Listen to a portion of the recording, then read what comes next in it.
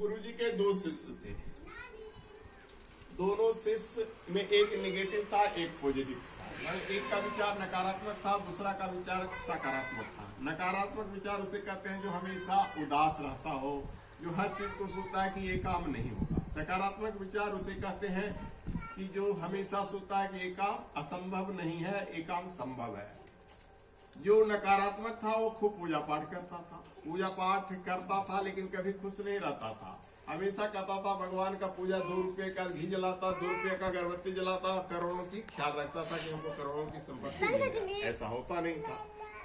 और जो व्यक्ति कुछ भी नहीं लगाता था, हमेशा खुश रहता था, पूजा पाठ कम करता था, वो व्यक्ति कम पूजा पाठ करता था, लेकिन हमेशा खुश रहता था। उसको कोई दुख भी हो, कभी बीमार भी पड़े, कभी कोई रोग भी व्याधि आवे, कभी चोट चपेट भी लग जाए तो कभी दुखी नहीं होता। प्रभु की इच्छा, हर चीज को कह देता था प्रभु की इच्छा।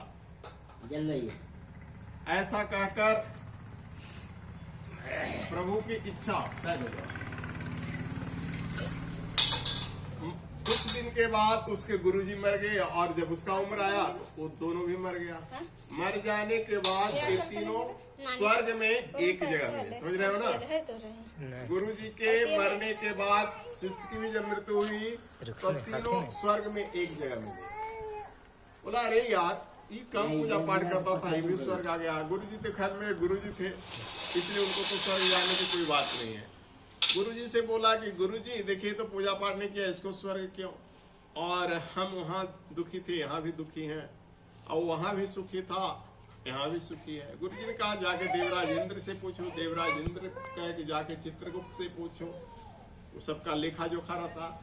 तो चित्रगुप्त ने कहा ऐसा भावनाओं का खेल है, जिसकी भावना हमेशा संतुष्ट रहती थी, ये हमेशा सकारात्मक विचार रखता था, इसके विचार हमेशा सकाम भाव के रहते थे, आय हमेशा निष्काम से रखता था, इसलिए इसे ऐसा मिला। इसलिए कहने का आशय हुआ कि आप जो खुश रहोगे यहाँ तो वहाँ भी खुश रहोगे, अगर यहाँ दुखी हो तो वहाँ भी दुखी होगे।